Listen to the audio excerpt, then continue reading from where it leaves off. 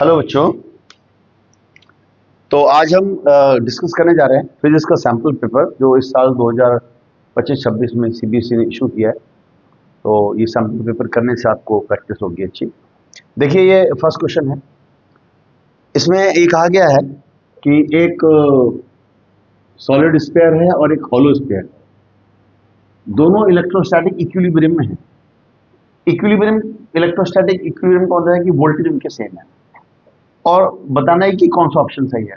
तो इसका ऑप्शन है पहला, दोनों पे चार्ज बराबर होगा। बाकी ऑप्शन गलत हैं। मैं आपको रीजन बता देता हूं। देखिए, दोनों की रेडियस जो है वो बराबर दे रखी है क्वेश्चन में, और इलेक्ट्रोस्टैटिक इक्विलिब्रियम में है, मतलब V1 बराबर V2। और V1 बराबर V2 का मतलब हो गया कि Q1 बाई C1 बराबर Q2 बाई C2। और बच्चों, C1 बराबर C2 है। वजह क्या है कि C equal to 4 pi epsilon not R होता है स्फेरिकल कंडक्टर का।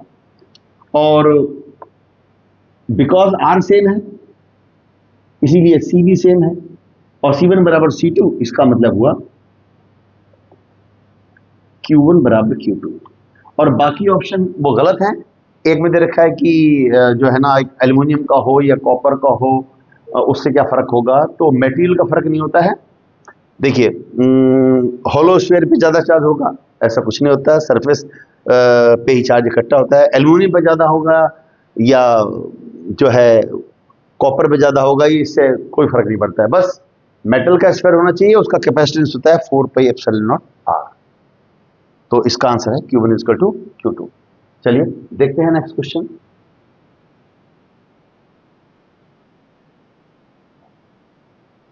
ये देखिए सेकंड क्वेश्चन। सेकंड क्वेश्चन की सिचुएशन आप समझिए कि इसमें एक एक कोई सिलेंडर है, और इस सिलेंडर के ऊपर जो है एक, ये देखिए, कॉपर का वायर ऐसे लपेटा गया है। ये देखिए, सपोज ऐसे ऐसे ऐसे, है ना, कई राउंड्स उसके दिए गए हैं कॉपर के। तो आपसे पूछा है कि इस कॉपर के वायर का रेजिस्टेंस बताइए। जबकि एक बात इसमें ये दी हुई है कि जिस सिलेंडर पे इसको रैप किया गया है उसका डायमीटर है D, यानी कि रेडियस है D/2। और ये जो वायर है इसकी रेडियस है स्मॉल d/2, क्योंकि इसका डायमीटर स्मॉल d है। कौन सा ऑप्शन सही है? तो बच्चों, R बराबर रोयल बाई ए होता है। तो आपको चाहिए कि कितनी लंबाई होगी इस वायर की। इस वायर की जो लंबाई होगी वो कितनी होगी? देखो, एक रिंग का जो इसका वो होगा circumference 2 pi R multiplied by जितने रिंग्स हैं, है ना। तो इसकी जो लेंथ होगी वो होगी नंबर ऑफ टर्न्स इनटू में 2 पाई एक छल्ले की जो रेडियस है वो D/2 है ना। रेडियस D/2 है ना, क्योंकि R इक्वल टू है D/2, आप समझ सकते हैं। अब देखिए, इसकी लेंथ हो गई है पाई D और N। आप समझ रहे हैं बच्चों? देखो, अगर मैं इसके कॉपर वायर के एक रिंग को आपको सामने से दिखाऊं तो इस रिंग का डायमीटर कितना है? कैपिटल D, है ना। तो रेडियस कितनी होगी? D/2। तो इस पूरे की लेंथ यानी कि सर्कमफ्रेंस कितनी होगी? सर्कमफ्रेंस होती है 2 पाई R, यानी कि 2 पाई इंटू में D/2। ठीक है ना। तो इस टाइप से आप इसको समझेंगे। लेंथ हो गई पाई D/N। अब इस पूरे वायर की लंबाई इतनी हो गई, और एरिया ऑफ क्रॉस सेक्शन होता है pi into small r square pi into small d square by 4, क्योंकि r बराबर D/2 है। ये देखिए, ये स्मॉल r, सॉरी, ठीक है। तो एरिया इतना हो गया। अब आप लेंथ इसका रेजिस्टेंस निकाल लीजिए। R equal to rho l by A, length है इसकी, ये देखिए, पाई D/N, और एरिया ऑफ क्रॉस सेक्शन है पाई d स्क्वायर बाई 4। तो बच्चों ये कट जाएगा, पहला ऑप्शन सही है, 4 rho N D upon small d square. इतना रेजिस्टेंस होगा इस वायर का। Got it? तो नेक्स्ट क्वेश्चन देखते हैं। देखिए क्या ऑप्शन आएगा इसका। ये इसी चैप्टर का क्वेश्चन है। इसमें देखिए साफ दिखाई दे रहा है कि वोल्टेज से आगे है करंट, क्योंकि जो एंगल होता है ना वो एंटी क्लॉकवाइज फेज एंगल लिया जाता है यहां से। देखिए ए इतना एंगल है वोल्टेज का और इतना एंगल है करंट का। फेज एंगल जो है एक्स एक्सिस से एंटी क्लॉकवाइज ट्रेस किया जाता है। तो करंट का फेज ज्यादा है और करंट का फेज वोल्टेज से आगे है 90 डिग्री, और करंट आगे है तो वोल्टेज पीछे है। वोल्टेज पीछे होता है कैपेसिटर में, यानी कि ये प्योरली कैपेसिटिव सर्किट है। अगर प्योरली कैपेसिटिव सर्किट है तो इसका जो एक्सी होता है वो 1/ω/c होता है। XC is equal to 1/2π/μc। तो XC inversely proportional to nu हो गया। फ्रीक्वेंसी घटेगी तो इंपीडेंस घटेगा, नहीं बढ़ेगा। इंपीडेंस, अब देखिए फ्रीक्वेंसी इंक्रीजेस तो एक्सी डिक्रीजेस। एक्सी रुकावट है, चाहे आप इसको इंपीडेंस कह लो या कैपेसिटिव रिएक्टेंस कह लो। इसका ऑप्शन है पहला। When the frequency of AC source increased, then impedance of the device decreases. ये ऑप्शन सही है। बाकी ऑप्शन इसके गलत है। Device behaves as a conducting wire for DC, गलत है। डीसी को कैपेसिटर ब्लॉक करता है, डीसी के लिए कंडक्टिंग वायर होता है inductor. Frequency of AC source is decrease, impedance decreases, गलत है। ये बात तो इंडक्टर के लिए सही होती है। और ये डिवाइस स्टोर करती है energy in the form of magnetic potential energy, गलत है, क्योंकि कैपेसिटर स्टोर करता है electric potential energy. Magnetic potential energy store करता है इंडक्टर। तो बच्चों इसका ऑप्शन है ए। ये देखिए नेक्स्ट क्वेश्चन। नेक्स्ट क्वेश्चन में बच्चों क्या कहा गया है देखिए, इसको लर्न करने के लिए आपको ये जो है टर्म सीक्वेंस लर्न करना पड़ेगा कि gamma ray, X ray, ultraviolet, visible, है ना, और इंफ्रारेड, माइक्रोवेव और रेडियो वेव। बच्चों ये सीक्वेंस है, ये जो है सीक्वेंस है बच्चों। और ये सीक्वेंस किस टाइप का है बताऊं आपको मैं, कि इसमें इस तरफ वेवलेंथ बढ़ रही है ना। वेवलेंथ इधर बढ़ रही है मतलब फ्रीक्वेंसी घट रही है। वेवलेंथ तो फ्रीक्वेंसी इनवर्स होता है। सबसे ज्यादा वेवलेंथ है रेडियो वेव की, तो मिनिमम फ्रीक्वेंसी है। सबसे कम वेवलेंथ है गामा की, तो मैक्सिमम फ्रीक्वेंसी है। मैक्सिमम फ्रीक्वेंसी गामा और मिनिमम फ्रीक्वेंसी रेडियो, राइट। अब देखते हैं, गामा रे की एनर्जी कम है रेडियो से, गलत है। एनर्जी तो एच न्यू होती है, ईएम वेव की एनर्जी होती है एच न्यू, तो सबसे ज्यादा एनर्जी गामा की होगी। इसमें लिखा हुआ है गामा की एनर्जी कम है, गलत। Frequency of radio wave is higher, गलत। रेडियो वेव की फ्रीक्वेंसी तो मिनिमम होती है। Radio wave and gamma wave has same energy, गलत। दोनों की फ्रीक्वेंसी अलग होती है तो एनर्जी भी अलग होती है। गामा की एनर्जी ज्यादा होती है सबसे, और रेडियो वेव की एनर्जी सबसे कम होती है। Energy of radio wave is less than gamma. Radio wave की फ्रीक्वेंसी कम है, मिनिमम है, तो एनर्जी भी कम है। तो रेडियो वेव की एनर्जी गामा से कम है। तो बच्चों ये वाला ऑप्शन इसका सही है, डी। तो इस टाइप के जो क्वेश्चन होते हैं आपको बड़ी नॉलेज देते हैं। चलिए देखते हैं अगला क्वेश्चन। इस क्वेश्चन में टोटल इंटरनल रिफ्लेक्शन के ऊपर ये क्वेश्चन है। एनसीईआरटी में ये डायग्राम 3 बने हुए हैं। ये 180 डिग्री टर्न का जो सिचुएशन होता है वो वाला ये क्वेश्चन है बच्चों। ये इस टाइप से होता है, एक डायग्राम एनसीईआरटी में है। यहाँ पर वेव है, ऐसे जाती है, ऐसे ऐसे ऐसे ऐसे, फिर ऐसे, फिर ऐसे, फिर ऐसे, फिर ऐसे।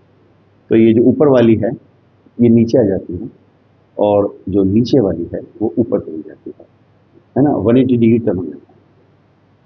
तो इसमें ये वाला ऑप्शन सही है, बाकी आप देखेंगे तो वो गलत है। टोटल इंटरनल रिफ्लेक्शन का ये काफी इंपॉर्टेंट टॉपिक है। इसका ऑप्शन है ए, वो भी गलत है, ये भी गलत है, और उसमें वो एक लाइन सी ए बी से ए सी से जो लाइन जा रही है वो परपेंडिकुलर निकाल दी, इसलिए गलत है। देखते हैं सिक्स क्वेश्चन। सिक्स क्वेश्चन में डिफ्रैक्शन का क्वेश्चन है ये।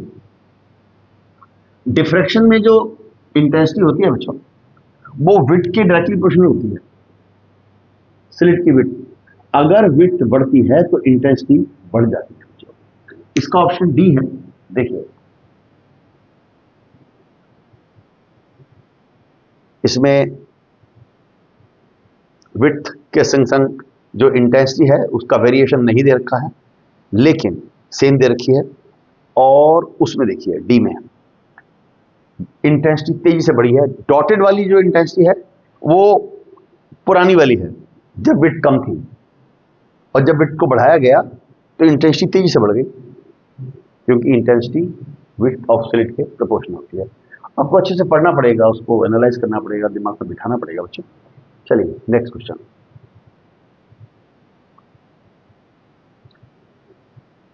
इस क्वेश्चन में आपको बताना है कि मैक्सिमम वेवलेंथ कौन से ट्रांजिशन में होगी। मैक्सिमम वेवलेंथ, तो बच्चों मैक्सिमम वेवलेंथ का मतलब है मिनिमम फ्रीक्वेंसी। आप देखिए जब डेल्टा ई होता है ना, एनर्जी निकलती है एच न्यू, तो मैक्सिमम वेवलेंथ का मतलब है मिनिमम फ्रीक्वेंसी, मतलब मिनिमम एनर्जी डिफरेंस।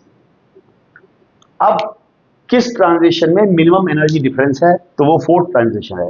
देखो ऊपर से नीचे आए इतना गैप है, इसमें भी गैप ज्यादा है, इसमें गैप सबसे कम है। तो इसका आंसर है फोर्थ ट्रांजिशन में एनर्जी जो है मिनिमम एमिट होगी, फ्रीक्वेंसी फोटोन की मिनिमम होगी और वेवलेंथ मैक्सिमम होगी फोर्थ ट्रांजिशन में। अच्छा बाकी जो तीन है ना, वो एमिशन नहीं है, वो एब्जॉर्प्शन है, तो वो तो खत्म ही हो गया, उसमें तो एनर्जी एमिट नहीं होगी, एब्जॉर्ब होगी, है ना। ये देखिए 3 है, 5 है और 6 है, ये तो रूल आउट हो गया। बहुत अच्छा क्वेश्चन है। इसका ऑप्शन है ये वाला ट्रांजिशन कौन सा है। इसका ऑप्शन सी है, फोर्थ ट्रांजिशन। अच्छा जी देखते हैं ये वाला question.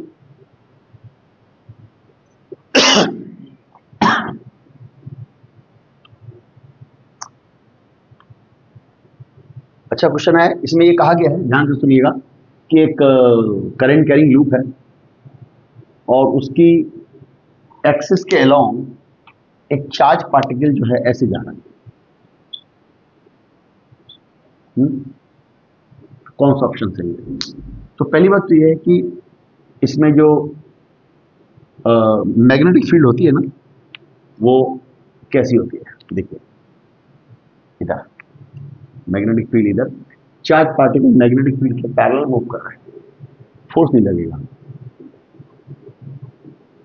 Sine zero, force zero, acceleration zero, है ना, यानी कि वेलोसिटी कांस्टेंट। एक्सेलरेशन जीरो मतलब होता है change in velocity zero, velocity constant चौथा ऑप्शन है, कांस्टेंट वेलोसिटी। इस क्वेश्चन में कहा गया है 9th क्वेश्चन में कि दो मैग्नेट हैं, एक जो है, एक मैग्नेट तो एक सोलेनॉइड के अंदर से गिर रही है ऐसे, और दूसरी हवा में गिर रही है। तो जब ये इसमें से गिरेगी ना, तो मैग्नेटिक फ्लक्स चेंज होने से इस सोलेनॉइड के अंदर इंड्यूस वोल्टेज डेवलप हो जाएगा, क्योंकि फैराडे लॉ होता है इंड्यूस वोल्टेज अपोज करता है माइनस साइन देके, तो इसका एक्सेलरेशन घट जाएगा, इसे बाहर आने में ज्यादा समय लगेगा, ये फटाक से गिर जाएगी, जल्दी मिलेगी, इसको ज्यादा समय लगेगा।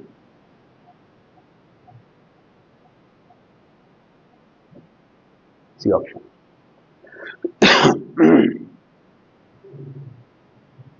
10 क्वेश्चन देखिए।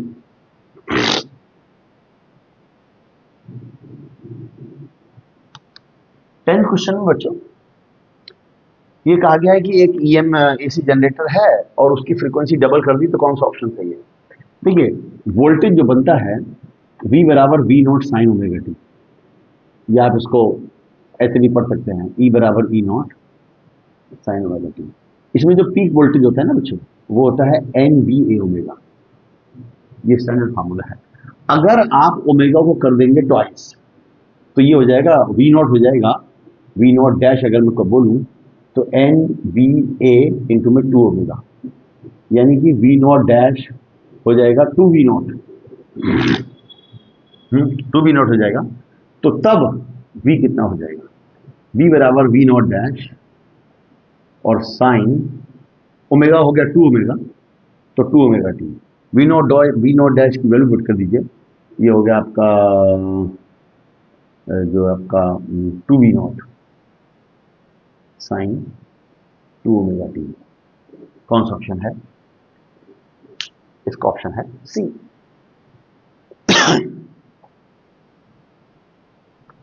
ये बहुत सिंपल क्वेश्चन है। न्यूक्लियस की जो डेंसिटी होती है ना, वो मास नंबर पर डिपेंड नहीं करती, सब न्यूक्लियस की डेंसिटी समान होती है। तो अलग अलग मास नंबर दे रखे हैं न्यूक्लियस के, डेंसिटी होती है 1:1, क्योंकि न्यूक्लियस की डेंसिटी मास नंबर से इंडिपेंडेंट होती है, चाहे वो हाइड्रोजन का न्यूक्लियस हो या वो हीलियम का हो, डेंसिटी सेम होती है। इसका आंसर है 1:1। ये देखते हैं, अगर एक कंपास को हम मूव करते हैं P से Q, तो कौन सा स्टेटमेंट सही है? बच्चों कंपास, आप ये मान लीजिए कि कंपास, ये मेरा पेन है, इसका ये सिरा नॉर्थ है, ये सिरा साउथ है। देखिए इसकी जो मैग्नेटिक फील्ड होगी ना बच्चों, वो अलोंग द एक्सिस होती है, ये ऐसे निकलती है, ये ऐसे निकलकर और घूमकर यूं उल्टी हो जाती है, और फिर आके देखिए अगर ये नॉर्थ है तो नॉर्थ से निकलेगी, यूं करके ऐसे घूमेगी, साउथ में एंट्री मारेगी। अगर आप ये कंपास को रखते हैं, देखिए इसकी मैग्नेटिक फील्ड यूं निकली और ये कंपास है, तो ये ऐसे होगी, और जब ये यहाँ पर फील्ड ऐसे हो जाएगी तो कंपास भी ऐसी हो जाएगी, यानी कि कंपास की डायरेक्शन P और Q पर अपोजिट हो जाएगी, क्योंकि P और Q पर मैग्नेटिक फील्ड अपोजिट होती है। देखिए कौन सा ऑप्शन है?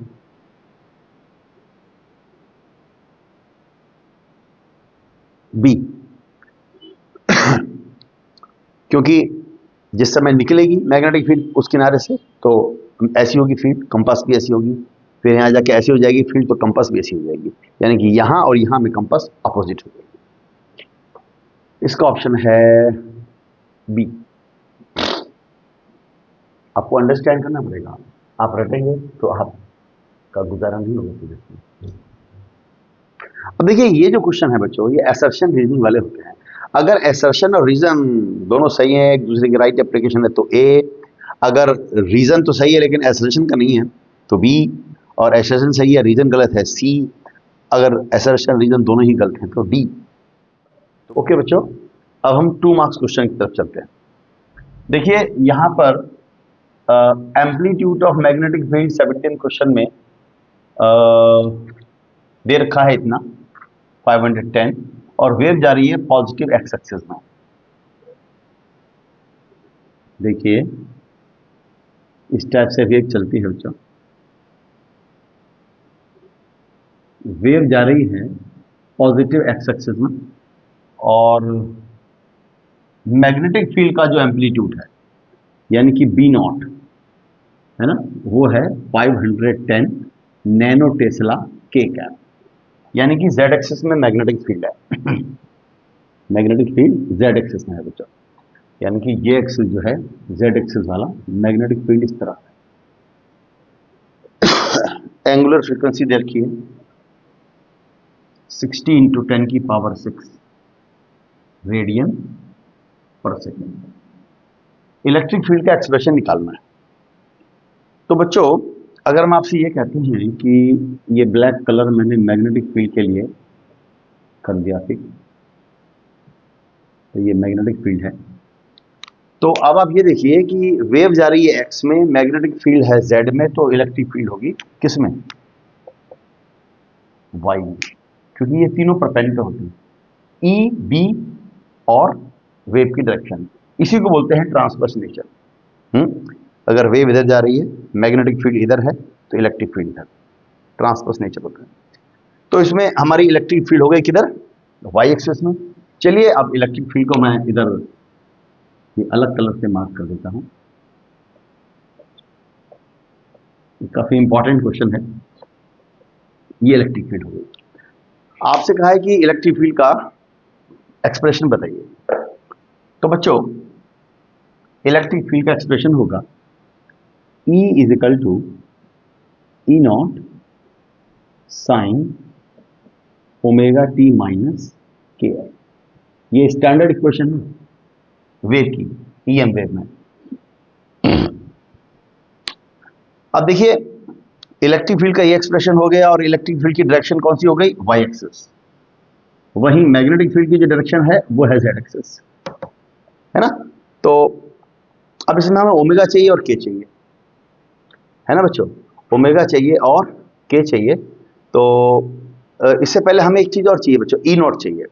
तो एक बड़ा फेमस रिजल्ट है इलेक्ट्रिक फील्ड ईएम वेव में, E naught upon V naught is equal to C है। तो यहां से हम निकाल लेंगे ई नॉट बराबर सी वी नॉट, ठीक है। और एक और बहुत फेमस रिलेशन है कि वेव कांस्टेंट के बराबर ओमेगा बाई सी, यहां से हम के निकाल लेंगे बच्चों। देखिए यहां पर हमको एंगुलर फ्रीक्वेंसी दे रखी है, ओमेगा नॉट नहीं ओमेगा, तो omega by C C speed of light है। ये बड़ा इंपॉर्टेंट रिलेशन है, ये बड़ा इंपॉर्टेंट रिलेशन है। के और ई नॉट हम ऐसे निकाल लेंगे, हम के निकाल लेंगे और यहाँ पुट करके हम आंसर निकाल लेंगे। वेव जा रही है एक्स एक्सिस में, इसलिए यहाँ पर माइनस एक्स यहाँ पर आया है। चलिए मैं आपको इसका वो दिखाता हूँ सोल्यूशन। ये देखिए मैंने इसको यहाँ पर बनाने की कोशिश भी करी है। मैग्नेटिक फील्ड का एम्पलीट्यूड दे रखा है, ओमेगा दे रखा है, ई नॉट निकाल लिया, के निकाल लिया, ये इसकी इक्वेशन लिखी मैंने। ई नॉट की वैल्यू यहाँ से निकाल ली है सी वी नॉट से, इतनी। ओमेगा आपको दे रखा है रेडियन पर सेकेंड में, और के हमने निकाल लिया ओमेगा बाई सी से, और ये आपका आंसर आ गया। और याद रखिए इलेक्ट्रिक फील्ड ये वाई एक्सिस में होगी। और देखिए इसका बड़ा प्यारा सा डायग्राम ये मैंने बनाया है। मैग्नेटिक फील्ड बी में है, मैग्नेटिक फील्ड जेड में है, वेव जा रही है एक्स में, और इलेक्ट्रिक फील्ड है वाई एक्सिस में। ये तीनों आपस में परपेंडिकुलर हैं, ई बी और वेव की डायरेक्शन। इसको बोलते हैं transverse nature. This is an excellent question of EM wave, very very important. तो आई होप आपको समझ में आया होगा बच्चों। चलिए अब हम अगले क्वेश्चन की तरफ चलते हैं। देखिए 18 क्वेश्चन में सेल का टर्मिनल वोल्टेज और करंट, उसमें ग्राफ दे रखा है। Find the EMF of the cell, और फिर पूछा है find the internal resistance of a cell. बच्चों देखो एक टर्मिनल वोल्टेज और ईएमएफ का फार्मूला होता है V बराबर E माइनस आई आर। ये बड़ा फेमस रिलेशन है। अब आप इसमें देखिए कि जिस समय जो है I है 0, टर्मिनल वोल्टेज 6 है, तो I बराबर 0 पुट किया तो V आ गया है E माइनस V कितना है 6 माइनस 0, यानी कि E बराबर 6 आ गया वोल्ट। EMF 6 आ गया बच्चों, समझ में आ गया। अच्छा अब देखिए कि अगर आप इस रिलेशन को इधर वाली y एक्सिस इधर वाली x एक्सिस y बराबर mx plus c plus mx से कंपेयर कर देंगे तो इंटरसेप्ट आपको देगा EMF, और जो करंट है वो नेगेटिव स्लोप। देखिए ये ग्राफ इस टाइप से है, तो जो करंट है that is equal to negative of slope, है ना। अब ये देखिए नेगेटिव स्लोप है।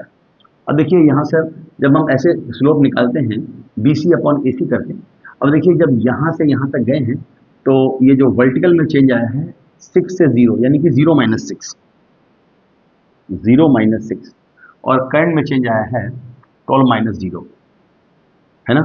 अब यहां पर ये देखिए बच्चों ये आपका आ गया है 6 अपॉन में 12, यानी कि 0.5। ये भी बड़ा इंपॉर्टेंट क्वेश्चन है, अक्सर परीक्षा में आता है बच्चों। ये देखते हैं इसका सॉल्यूशन भी देख लेते हैं। ये देखिए EMF cell is 6 volt when load current is 0, potential difference equal to EMF. Explanation: internal resistance of a cell can be determined by negative slope, तो 0 माइनस 6 12 माइनस 0 यानी कि 0.5, इंटरनल रेजिस्टेंस आ गया 0.5 ओम। बहुत ही बढ़िया क्वेश्चन है ये। देखते हैं 19 क्वेश्चन। 19 क्वेश्चन में एक स्फीयर है, इसके अंदर 4 क्यूब है और साथ में यहाँ पर वाटर भरा हुआ है, और यहाँ पर एक क्यूब है, इसके अंदर चार्ज 2q है, फ्लक्स पूछा है, रेशियो। तो flux of sphere upon flux of q, ये हो गया q बाई एप्सिलॉन नॉट, लेकिन अगर मीडियम भी है तो क्या आ जाएगा, और यहां आ जाएगा 2q upon epsilon not. Cube के अंदर जो है मीडियम नहीं है, वैक्यूम है।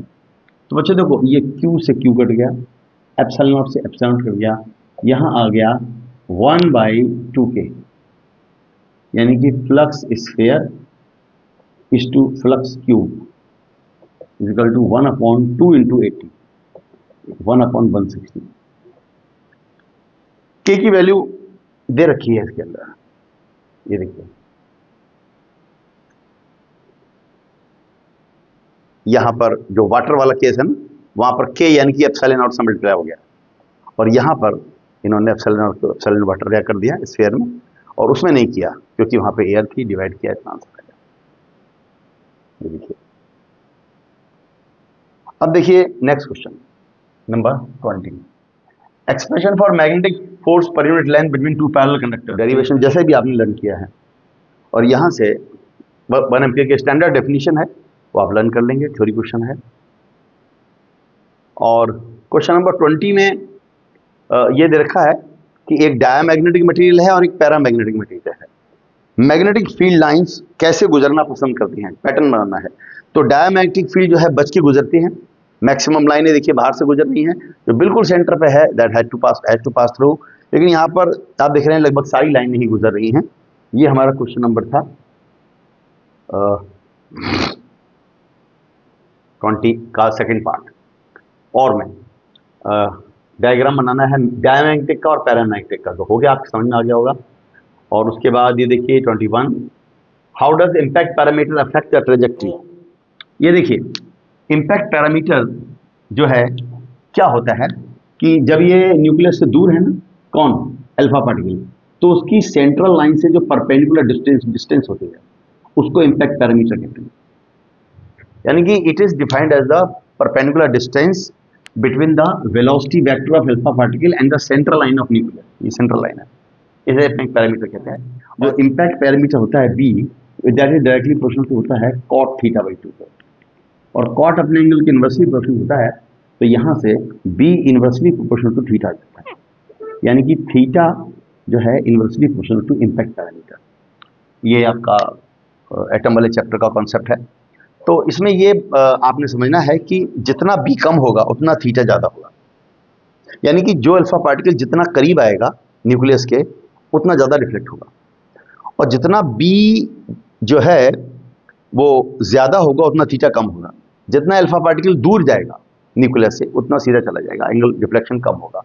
और अगर b जीरो है तो cot θ/2 जीरो, और उस समय थीटा आएगा 180 डिग्री, यानी कि जो बिल्कुल इस वाली लाइन के अलोंग जाता है अल्फा पार्टिकल ऐसे, वो वापस आ जाता है कन्वर्जन 180 डिग्री से। तो देखते हैं यहां पर इम्पैक्ट पैरामीटर का कंसेप्ट। ये देखिए, स्मॉलर द इम्पैक्ट पैरामीटर, भी जितना कम होगा उतना ही जो है लार्ज एंगल होगा। जितना इम्पैक्ट पैरामीटर बड़ा होगा थीटा कम होगा। हेड ऑन कोलिजन के लिए इम्पैक्ट पैरामीटर जो है वो जीरो होता है, थीटा 180 होता है। तो ये आपका हो गया question number. Next,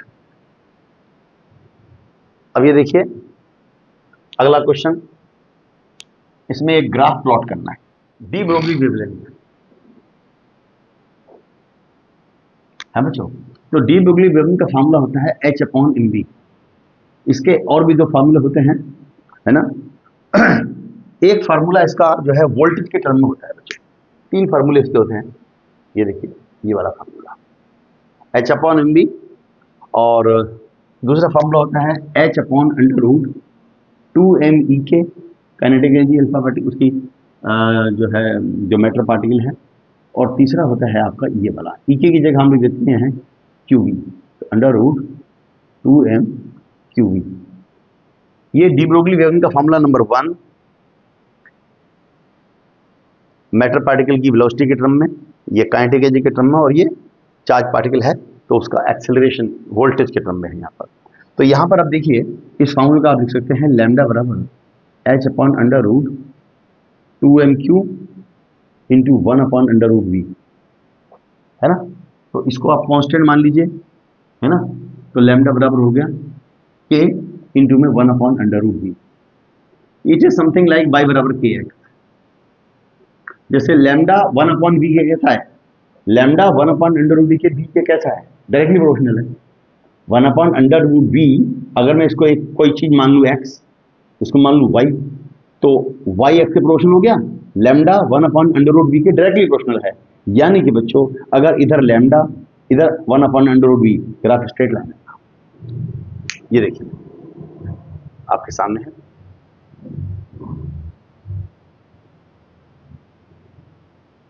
next question देखते हैं। अब हम आ गए हैं 3 मार्क्स क्वेश्चन की तरफ। देखिए पहला क्वेश्चन,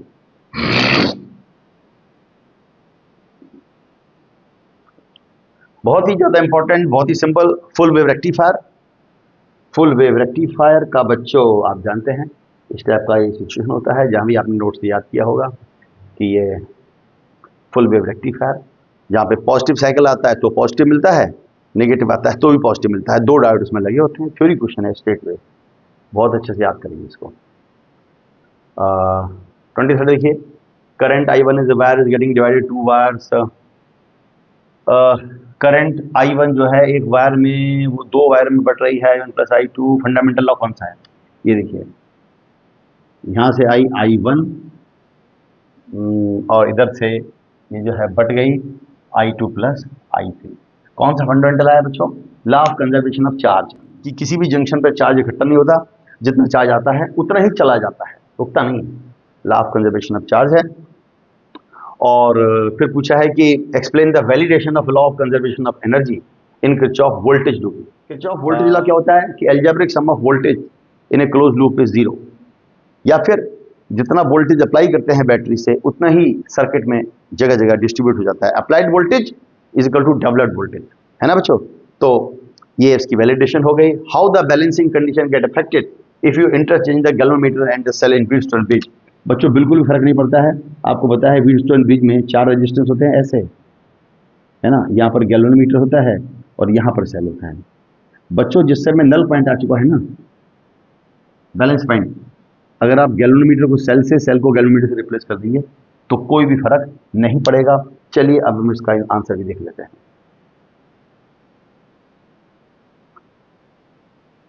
ये देखिए करंट आ रही है I1 बराबर I plus I2, conservation of electric charge, और voltage loop obeys law of conservation of energy, क्योंकि applied voltage is equal to developed voltage. जितनी एनर्जी लगाएगी उतनी इलेक्ट्रिक एनर्जी डेवलप हो जाएगी। अप्लाइड वोल्ट, ये देखिए conserve energy, supplied voltage is equal to algebraic sum of the voltage across the components.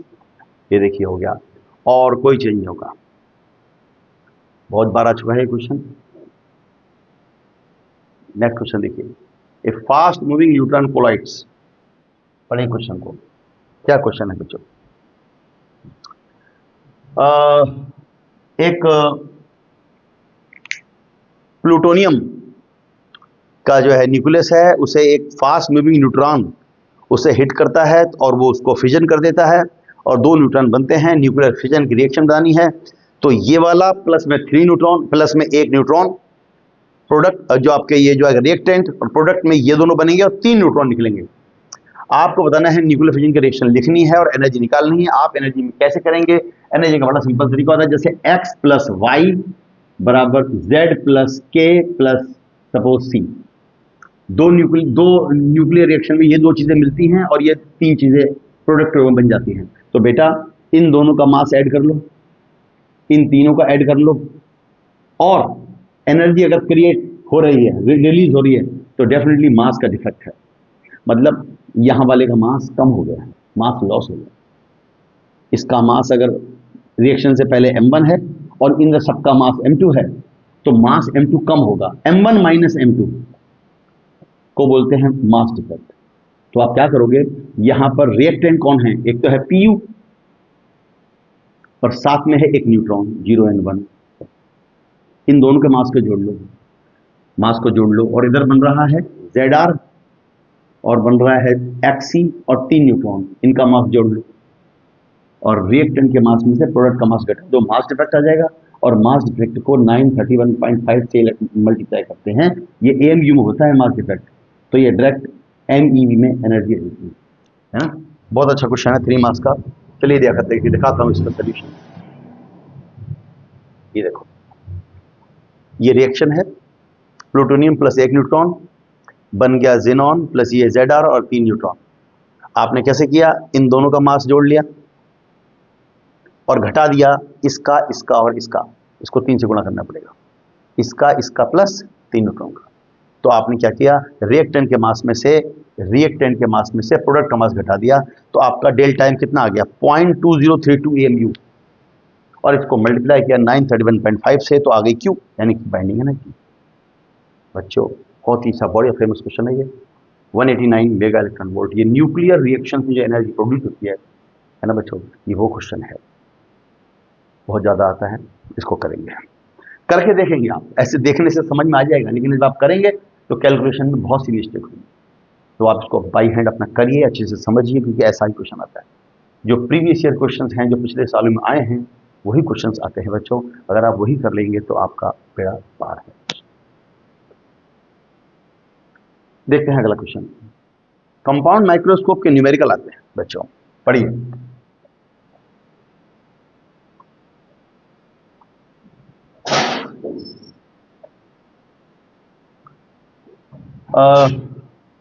Compound microscope में क्या होता है कि एक छोटा लेंस होता है, इधर यहाँ पर FO, यहाँ पर FO के करीब ऑब्जेक्ट रखी जाती है, और ये ऐसे और ये ऐसे यहाँ पर इमेज बन जाती है ना बच्चों। इसके बाद यहाँ पर एक बड़ा लेंस होता है, उसे बोलते हैं आईपीस, है ना बच्चों। इसमें क्या कहा गया है, ऑब्जेक्टिव लेंस की फोकल लेंथ 0.82 है, ऑब्जेक्टिव लेंस, इसकी फोकल लेंथ है 0.82 मीटर सेंटीमीटर, है ना, सॉरी फोकल लेंथ कम ही होती है। आईपीस की है 2.9 सेंटीमीटर।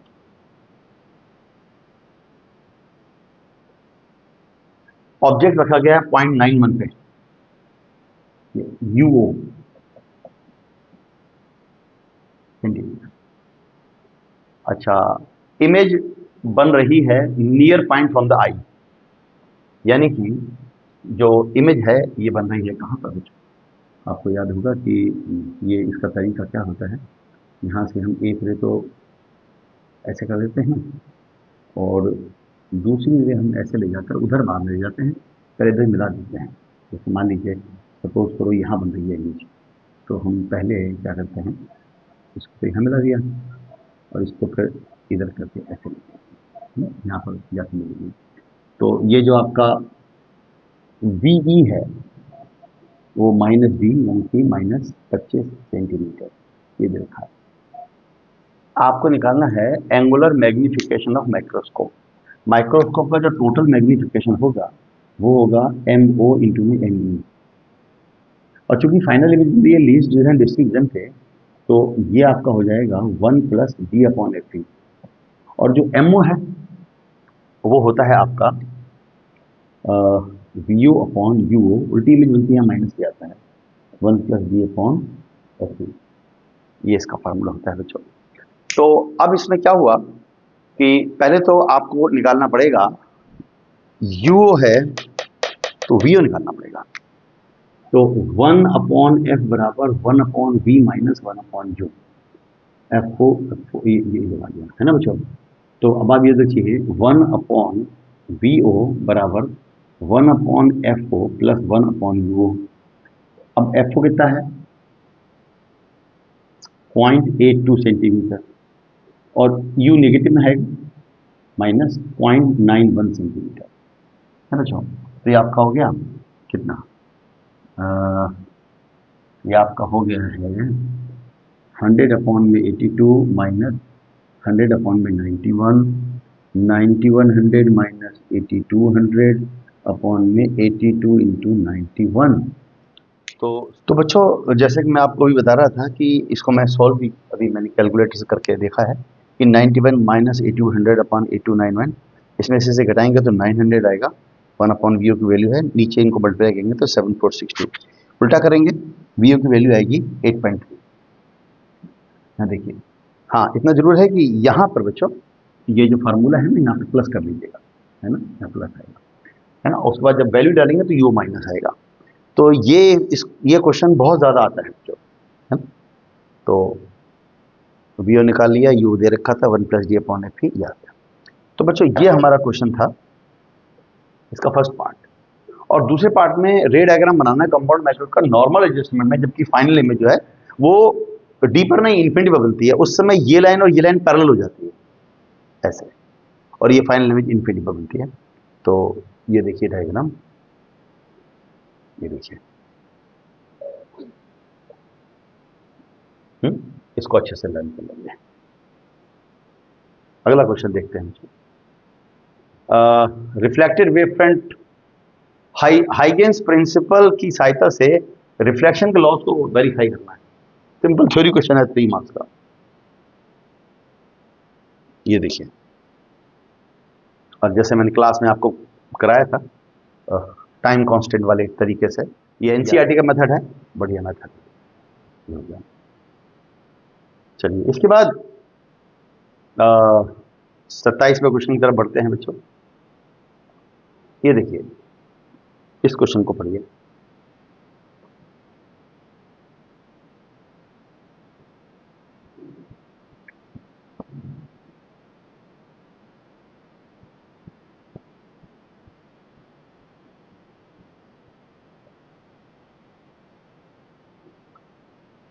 हाँ बच्चों, ये जो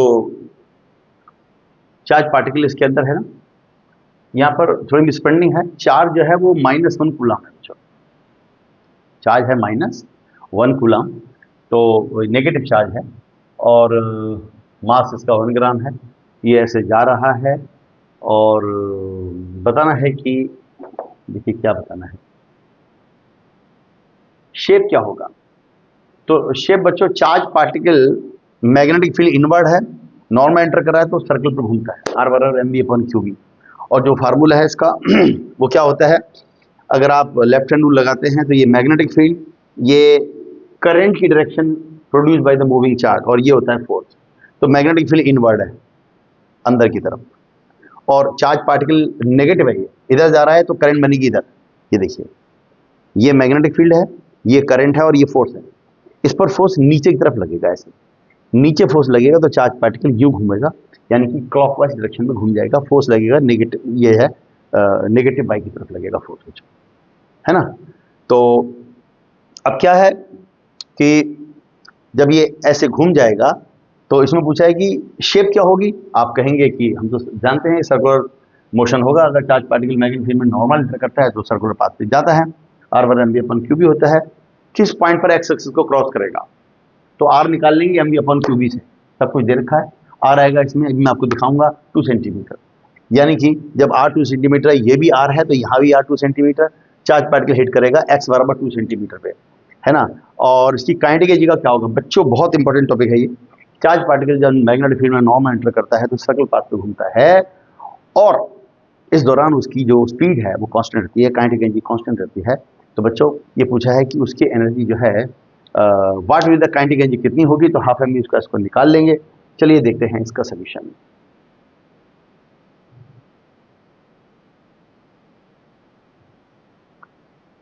चार्ज -1 कूलम है, R/mv/qb से निकाला तो ये क्वार्टर साइकिल कवर करेगा वहां पे, और x = 2 सेंटीमीटर पे हिट करेगा। और वर्क डन कितना होगा, वर्क डन तो 0 होता है, और काइनेटिक एनर्जी कांस्टेंट रहती है, कितनी, हाफ mv स्क्वायर। मास दे रखा है, और जो है स्पीड हमने इसमें दे रखी है, और सॉल्व करके काइनेटिक एनर्जी निकल गई। एक बात ध्यान रखेंगे, काइनेटिक एनर्जी कांस्टेंट रहती है, स्पीड कांस्टेंट रहती है। तो बच्चों ये हमारा हो गया क्वेश्चन नंबर। अब 27वां क्वेश्चन देखते हैं। Solenoid has the core of material इतना, देखिए क्वेश्चन को बच्चों, ये बहुत अच्छा क्वेश्चन है। एक जो ये करंट कैरिंग सोलेनॉइड होती है ना बच्चों, इसके अंदर एक करंट होती है, ध्यान से समझिएगा इस क्वेश्चन को। इसमें बहुत से टर्म्स होते हैं। सबसे पहले इसमें 3 इंपॉर्टेंट पैरामीटर्स हैं बच्चों, इसको याद अच्छे से करिएगा। इसके अंदर मैंने देखा रिलेटिव परमिबिलिटी, यानी कि μr, ये रखा है 200, और देखिए इसमें करंट दे रखा है 1 एम्पियर, और number of turns per unit length ये है 2000 पर मीटर, ऐसा ही सिस्टम दे रखा है। अच्छा है। मैग्नेटिक इंटेंसिटी या मैग्नेटाइजिंग फील्ड इंटेंसिटी ये पूछिए एच। बच्चों ये होती है number of turns per unit length into में जितनी करंट है, और इसका यूनिट एम्पियर, इसका पर मीटर, एम्पियर पर मीटर, ये एच आ जाएगा। और मैग्नेटिक फील्ड, एक तो मैग्नेटाइजिंग फील्ड इंटेंसिटी एच हो गया, और मैग्नेटिक फील्ड बी होता है, बी, और बी बराबर होता है म्यू एच, और म्यू होता है अपना यहां पर म्यू आर इंटू में mu nought, mu r into में म्यू नॉट। बच्चों क्योंकि म्यू आर की जो वैल्यू है ना, रिलेटिव परमेबिलिटी, ये होती है म्यू बाई म्यू नॉट, तो म्यू होता है mu r into mu nought, है ना। बी बराबर म्यू एच। म्यू जो है इसके अंदर जो मटेरियल है बच्चों उसकी जो है परमिएबिलिटी है, और परमिएबिलिटी जो होती है वो relative permeability into permeability of vacuum होती है। तो यहां से आप बी निकालेंगे, यहां से एच निकालेंगे। और मैग्नेटाइजेशन, इसका तीसरा आंसर दे रखा है मैग्नेटाइजेशन। तो बच्चों मैग्नेटाइजेशन का जो फार्मूला होता है बच्चों, जो रिलेटिव परमिएबिलिटी होती है ना, वो 1 प्लस काई होती है। 1 प्लस काई, काई होता है मैग्नेटिक ससेप्टिबिलिटी, है ना बच्चों। तो यहां पर आप देखिए, अगर हम कहें कि भाई काई कितना हुआ, तो यह होगा म्यू आर माइनस, और इसकी वैल्यू होती है एम बाई एच। एम होता है इंटेंसिटी ऑफ मैग्नेटाइजेशन, और एच है मैग्नेटाइजिंग फील्ड इंटेंसिटी। यहां से एम हो गया है म्यू आर माइनस 1 इंटू में एच। एच आपने निकाल लिया फर्स्ट पार्ट में, म्यू आर आपको दे रखा है, इस तरह से आपका एम निकल जाएगा बच्चों। ये देखिए, देखते हैं अगला क्वेश्चन। एक कंडक्टिंग कॉइल ऑफ 50 टर्न्स, देखिए क्या सिचुएशन है इसके अंदर। एक ऐसी सोलेनॉइड है, उसमें करंट है तो उसकी ये मैग्नेटिक फील्ड हो, है ना बच्चों। और ये जो इसकी मैग्नेटिक फील्ड है, और यहां पर एक कॉइल है, उसमें भी बहुत से चल रहे हैं, वो रोटेट हो रही है। कॉइल मैग्नेटिक फील्ड में रोटेट हो रही है, तो उसके अंदर जो आप देखिए, जो इसके अंदर कॉइल अगर मैग्नेटिक फील्ड में रोटेट हो तो उसमें वोल्टेज बन जाता है बच्चों, है ना। और उसका फॉर्मूला कितना होता है, ई बराबर ई नॉट साइन ओमेगा टी, और ई नॉट की वैल्यू होती है एन बी ए ओमेगा। ये पीक वोल्टेज इसके अंदर होता है ना। तो देखते हैं,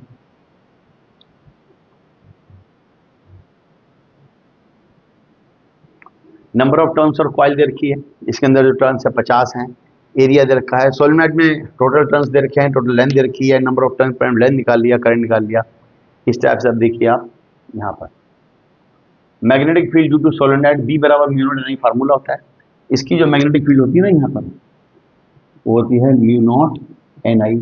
इस मैग्नेटिक फील्ड में ये है, तो इसके अंदर जो फ्लक्स लिंक्ड होगा बच्चों, फ्लक्स होता है B dot A, N turns हैं उसके अंदर, तो फ्लक्स हो गया N B A cos omega t, ये फ्लक्स हो गया बच्चों, है ना।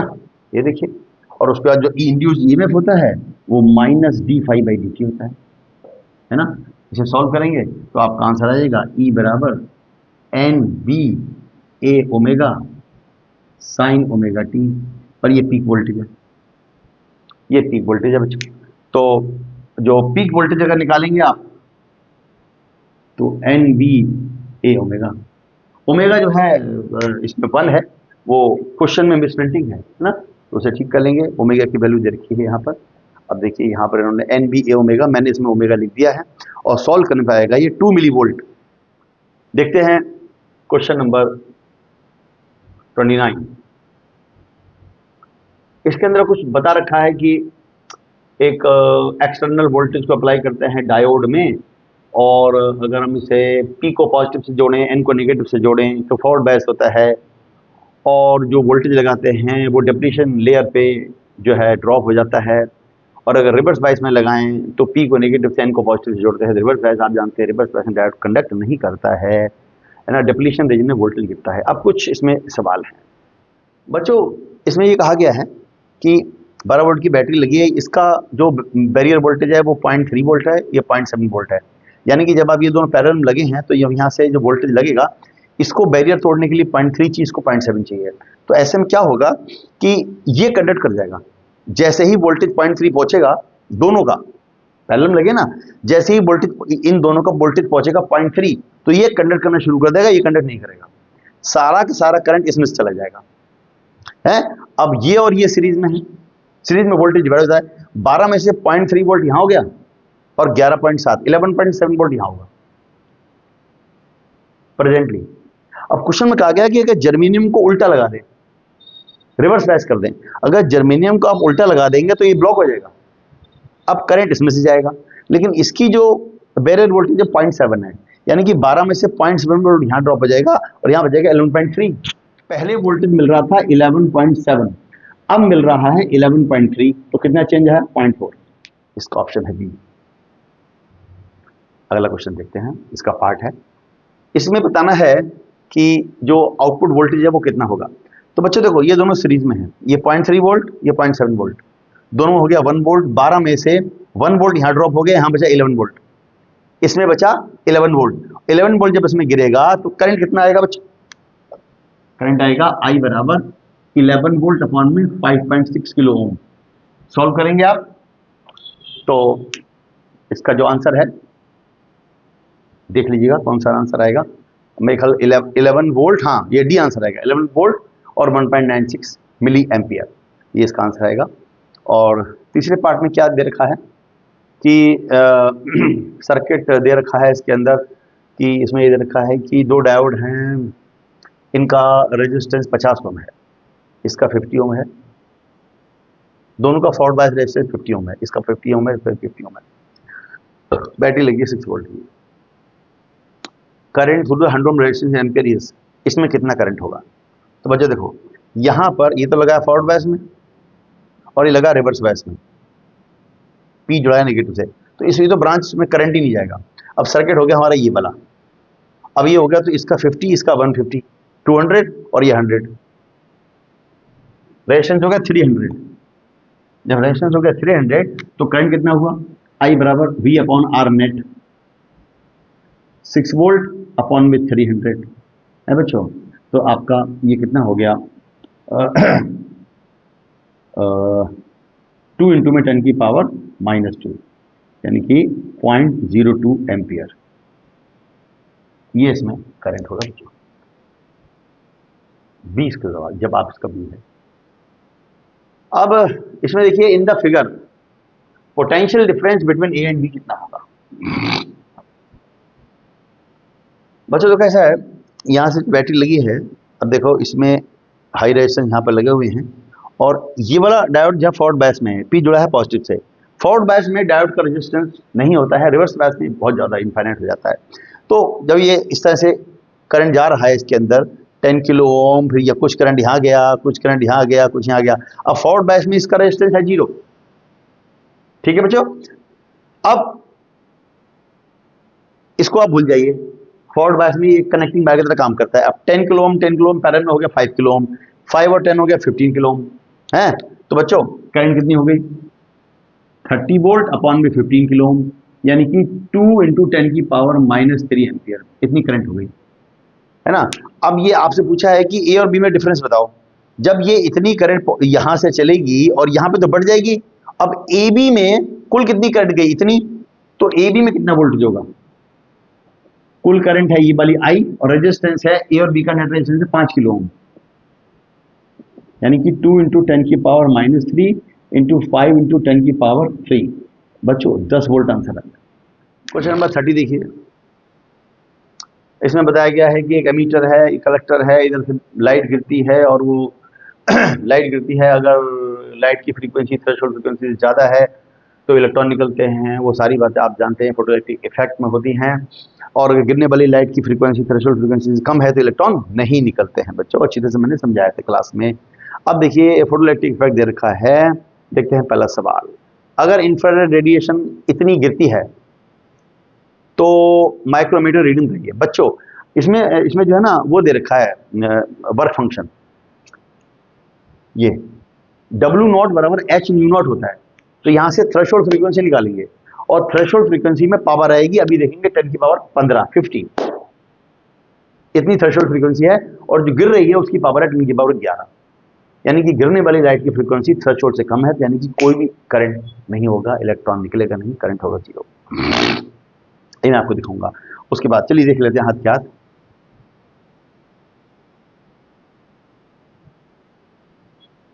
ये देखिए वर्क फंक्शन का फार्मूला है, थ्रेशोल्ड फ्रीक्वेंसी निकाली, इसमें 15 पावर है और गिरने वाली फ्रीक्वेंसी 11 है। तो चूंकि गिरने वाली फ्रीक्वेंसी थ्रेशोल्ड से कम है तो कोई भी इलेक्ट्रॉन नहीं निकलेगा, करंट होगा 0।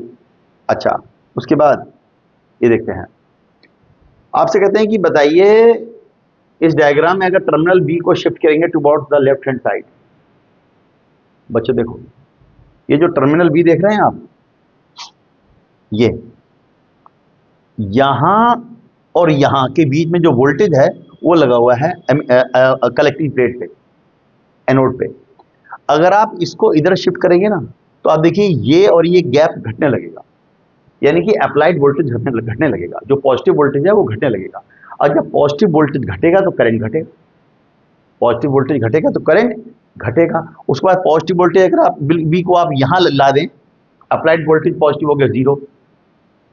जब 0 वोल्ट हो गया तो एक डेफिनेट अमाउंट ऑफ करंट जो बिना किसी वोल्टेज अप्लाई के होती है वो हो जाएगी। और उसके बाद अगर आप इसे पोलैरिटी को रिवर्स कर देंगे, मतलब माइनस को प्लस, प्लस को माइनस कर देंगे, यानी कि आप बी एनोड पर लगा देंगे नेगेटिव पोटेंशियल, तब करंट घटने लगेगा और फिर 0 हो जाएगा। जहां 0 होता है उसको बोलते हैं स्टॉपिंग पोटेंशियल। चलिए मैं आपको दिखाता हूं,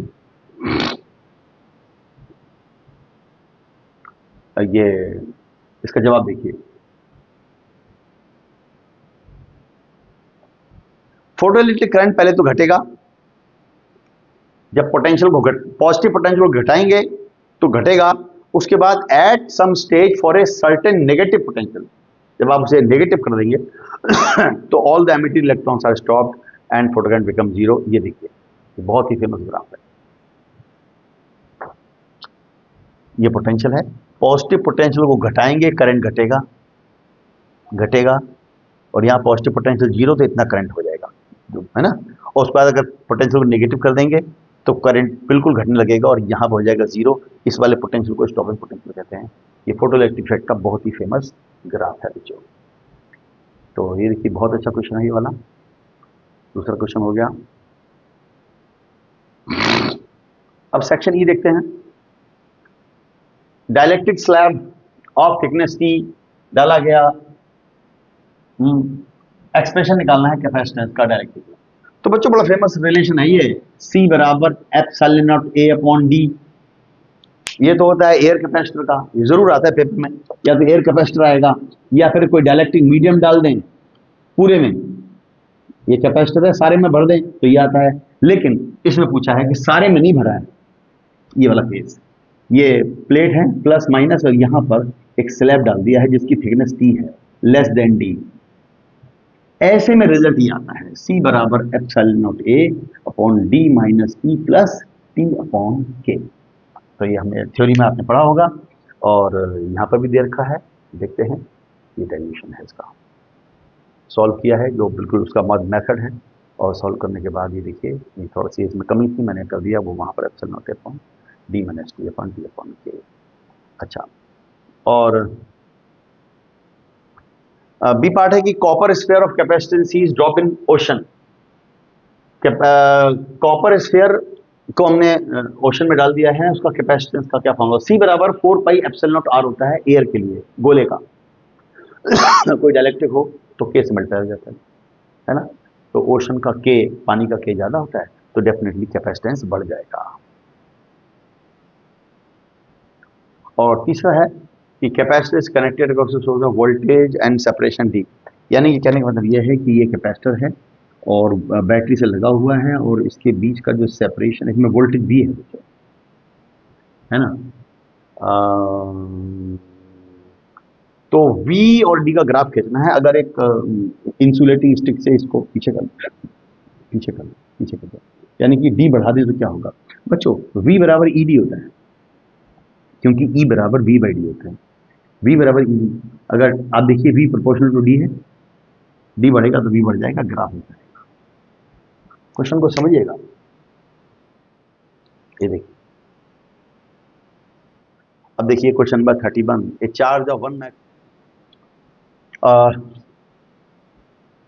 ये ओरिजिन है, इलेक्ट्रिक फील्ड यहाँ पर एक्सटर्नल है, और एक यहाँ चार्ज है 1 माइक्रोकूलम का, एक यहाँ पर है 3 माइक्रोकूलम का, और ये 20 मीटर की दूरी पर रखा हुआ है, और एक्सटर्नल यूनिफॉर्म फील्ड है 40 वोल्ट पर मीटर की। इलेक्ट्रिक पोटेंशियल एनर्जी निकालनी है सिस्टम की। बच्चों ये बहुत ही बड़ा ही फेमस रिजल्ट है। अगर दो चार्ज रखे हों Q1 Q2 तो उनकी एनर्जी होती है 1/4πε0 Q1 Q2 बाई R।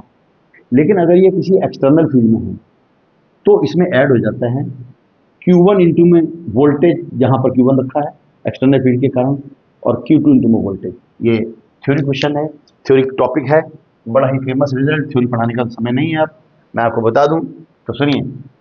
जो सिस्टम की पोटेंशियल एनर्जी होगी, एक तो आपस की पोटेंशियल एनर्जी 1/4πε0 को मैंने क्या लिख दिया है Q1 Q2 by R, plus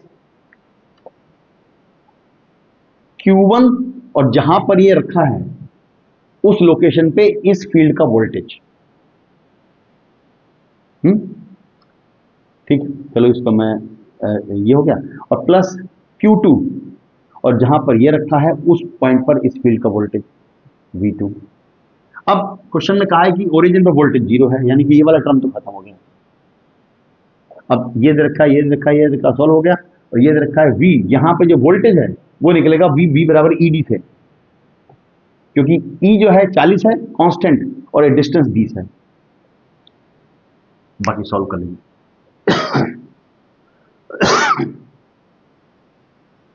ये देखिए ऐसे ऐसे ऐसे ये 0 हो गया है, और उसको हमने सॉल्व करके निकाला है।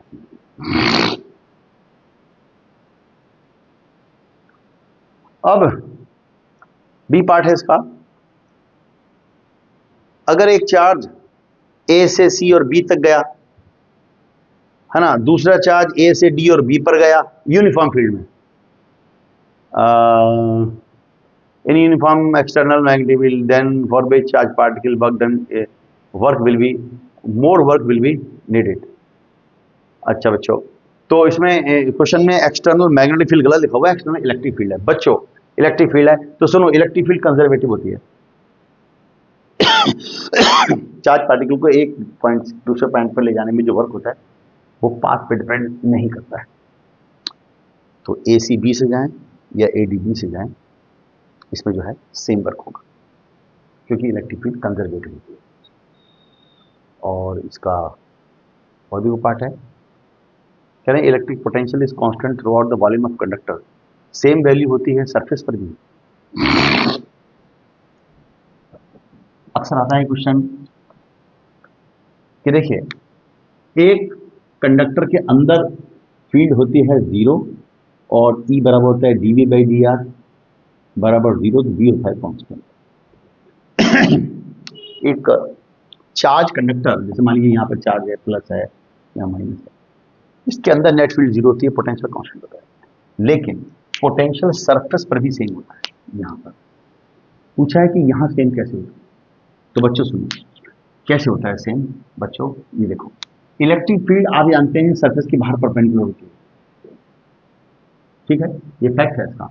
अगर कोई चार्ज पार्टिकल आप यहाँ रख देंगे तो उस पर फोर्स लगेगा ऐसे, और अगर आप मान लीजिए कि ये ए से बी आप चार्ज पार्टिकल को ले गए ए से बी, तो वर्क कितना करेंगे, एफ इंटू में डिस्प्लेसमेंट, डिस्प्लेसमेंट ये है एंगल 90 है, F dot D R.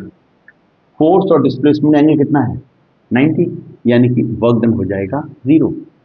Charge particle को ए से बी ले जाने में वर्क हो जाएगा 0, क्योंकि फोर्स ऐसे डिस्प्लेसमेंट ऐसे, तो वर्क कितना हो गया 0। और ठीक है, अब जो पोटेंशियल डिफरेंस होता है VB माइनस VA बराबर WAB अपॉन Q0, ये बहुत ही फेमस रिजल्ट है। DV बराबर DW अपॉन Q0, ऐसे भी आप इसको बोल सकते हैं, है ना बच्चों। तो आप देखिए कि अगर DW हो गया है 0, तो DW 0 हो गया तो DV 0 हो गया, मतलब A और B पॉइंट के बीच में जो पोटेंशियल डिफरेंस है VB माइनस VA बराबर हो गया है 0, VB बराबर VA। सरफेस पर भी पोटेंशियल कांस्टेंट होता है, तो इस तरीके से आप इसे एक्सप्लेन कर देंगे।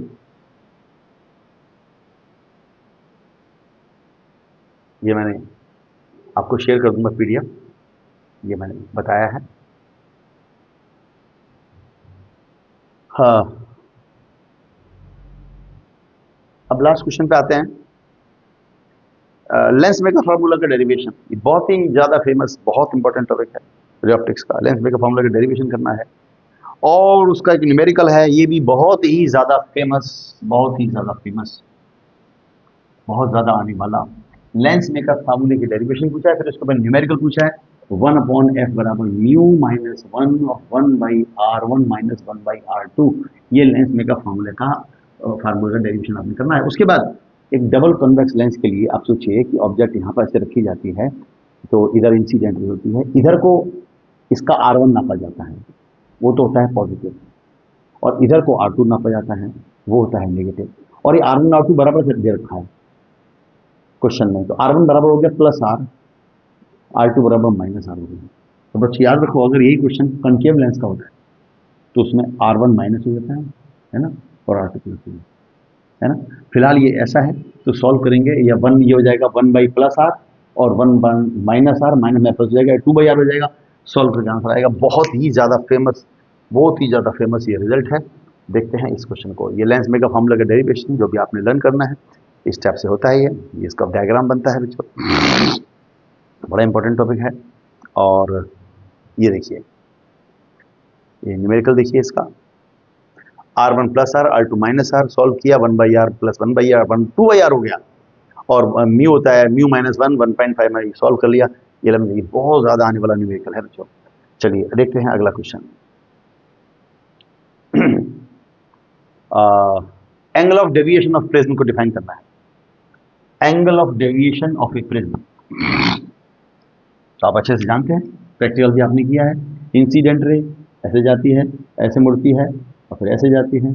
इमरजेंट रे और इंसिडेंट रे के बीच का एंगल एंगल ऑफ डेविएशन कहलाता है। और आई, इसमें जो एक आई प्लस ई बराबर ए प्लस डेल्टा, बहुत ही फेमस रिजल्ट है। 2 मास का डेरिवेशन ये अक्सर आता है, ये आपको ड्राइव करना है। और उसके बाद मिनिमम डेविएशन क्या होता है, तो बच्चों जब डेल्टा होता है डेल्टा एम, तो आई बराबर होता है ई, आई बराबर हो जाता है ई, और उस समय ये लाइन इसके बेस के पैरेलल हो जाती है। आई बराबर ई और डेल्टा बराबर डेल्टा एम, और ये लाइन रिफ्रैक्टेड रे बेस के पैरेलल हो जाती है बच्चों। और कंडीशन इसमें मैं दिखा देता हूँ आपको, ये देखो एंगल ऑफ डेविएशन की डेफिनेशन है, और ये रिफ्रैक्शन थ्रू प्रिज्म का फेमस डायग्राम है। और ये डेरिवेशन जो थ्योरी में आपने पढ़ा होगा, मैं क्लास में बच्चों को कराता हूँ, और ये मैंने बताया था ये आएगा, ये आ गया है। और उसके बाद आई बराबर ई और R1, हाँ सॉरी ये बात और होती है कि यहाँ पर जो R1 और R2 होते हैं वो भी बराबर हो जाते हैं। डेल्टा बराबर डेल्टा आई बराबर ई और R1 बराबर R2 और रिफ्रैक्टेड रे बेस के पैरेलल। ये देखो आई बराबर ई, R1 बराबर R2 और ये minimum deviation refracted ray parallel, ये तीनों कंडीशन लिखी हैं। अवार्ड फुल मार्क्स में दे रखा है, बहुत ही ज़्यादा इंपॉर्टेंट क्वेश्चन। ये देखिए, ये 32वां क्वेश्चन हो गया, और भी पेपर आपने करने होंगे बच्चों। ये देखिए लास्ट क्वेश्चन की तरफ बढ़ते हैं। मूविंग कॉइल गैल्वेनोमीटर का प्रिंसिपल, एक current carrying coil magnetic field में रखी जाए तो उस पर टॉर्क लगता है, ये उसका प्रिंसिपल है। और कितना मॉडिफिकेशन करना चाहिए होगा गैल्वेनोमीटर को, इसके लिए बच्चों ऐसा है, मूविंग कॉइल गैल्वेनोमीटर में जो पोल होते हैं ना, वो कनकेव होते हैं, जिससे कि रेडियल फील्ड होती है। अगर साइड व्यू हम देखते हैं ना बच्चों ऐसे इस टाइप से, और ये मैग्नेटिक फील्ड जो है ना, यहाँ पे एक सिलेंडर रखा होता है और मैग्नेटिक फील्ड रेडियल होती है। और उससे क्या होता है कि जब कॉइल घूमती है ना बच्चों, तो घूमने के दौरान भी जहां जहां ये जाती है वहां वहां फील्ड के पैरेलल रहती है। जब पैरेलल रहती है तो टॉर्क रहता है मैक्सिमम, मतलब मैक्सिमम टॉर्क। और ऐसी कंडीशन में क्या होता है कि वो यूनिफॉर्मली उसके निकल, अगर 0 पे है तो यूं जाएगी, वापस आएगी, वो जो है ना जर्क नहीं देती है।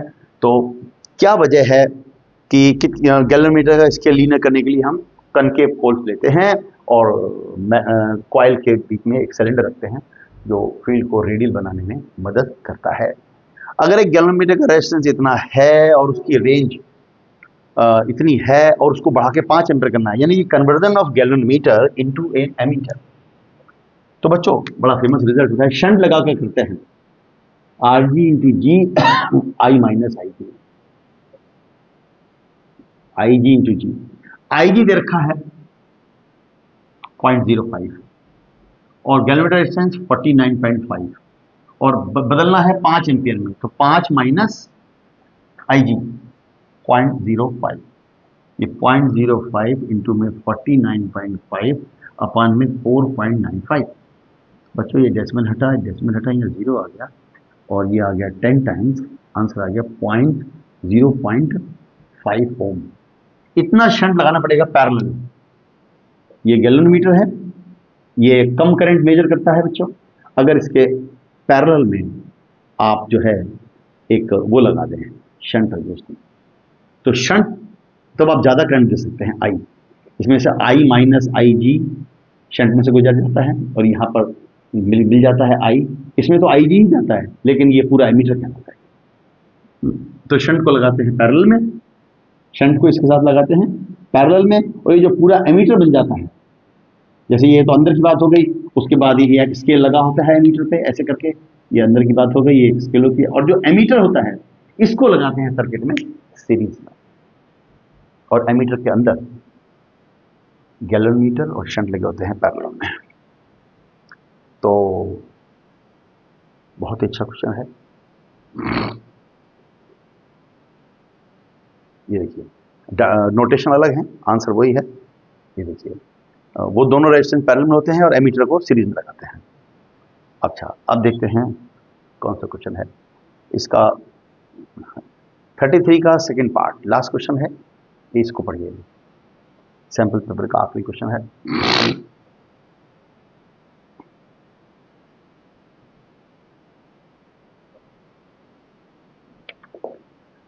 बच्चों इसमें इनपुट में वोल्टेज दे रखा है 200 sine 100 pi T, NS NP है 1000 और एनएस सेकेंडरी है 100,